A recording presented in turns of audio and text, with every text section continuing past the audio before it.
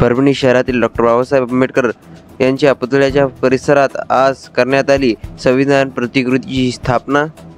तब्बल 4 महिन्यानंतर करण्यात आली स्थापना।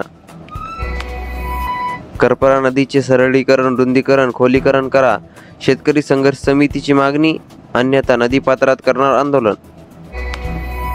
विद्यार्थ्यांनी अत्याधुनिक तंत्रज्ञान अवगत करावे, आमदार डॉक्टर राहुल पाटील यांचे प्रतिपादन। यश क्रीडा मंडळाद्वारे खुल्या सामान्य ज्ञान स्पर्धा संपन्न। अत्याधुनिक नवीन अग्निशमन वाहनांचे पालकमंत्री मेघना बोर्डीकर यांच्या हस्ते उद्घाटन। परभणी जिल्ह्यातील Gangakhed station, Manwat road station, Parbhani junction station, Purna junction station, Selu स्टेशनचे होणार आधुनिकीकरण। अमृत भारत स्टेशन योजनेअंतर्गत महाराष्ट्रातील 132 रेल्वे स्थानकांचा होणार कायापालट। रेल्वे मंत्री अश्विनी वैष्णव यांनी दिली माहिती। परभणी शिक्षक संघटनेच्या वतीने पालकमंत्री मेघना दीदी बोर्डीकर यांच्या वाढदिवसानिमित्त सन्मान। शारदा महाविद्यालयात क्रांतीसूर्य महात्मा ज्योतिबा फुले जयंती साजरी। दंत महाविद्यालयाद्वारे आयोजित महाआरोग्य शिबिरात प्रतिसाद, 915 रुग्णांची तपासणी। पालकमंत्री मेघना बोर्डीकर यांच्या वाढदिवसानिमित्त उपक्रम। जिल्ह्याभरातील ग्रामपंचायत अधिकाऱ्यांद्वारे बेमुदत कामबंद आंदोलन। कालबद्ध पदोन्नती, जुनी पेन्शन लागू करण्याची मागणी। प्रशासनात देण्यात आले निवेदन।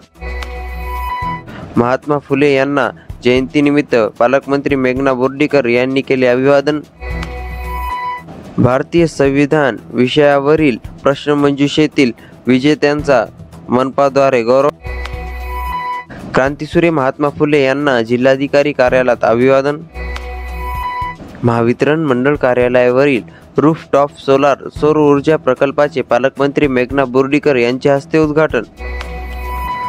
मुख्यमंत्री देवेंद्र फडणवीस यांनी दिलेल्या 100 दिवसांच्या कृती आराखडा कार्यक्रमांतर्गत मानवत येथे स्वच्छ बाजार समिती आवार अभियान राबविण्यात आले।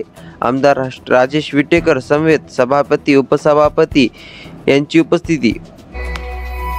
पोलीस अधीक्षक यांनी साधला विद्यार्थ्यांशी संवाद। विद्यार्थ्यांच्या पंखात भरले बळ। कोमल आडे या विद्यार्थिनीने पोलीस अधिकारी बनण्याचे स्वप्न बोलून दाखवले, तेव्हा स्वतःच्या खुर्चीत बसून केला सन्मान।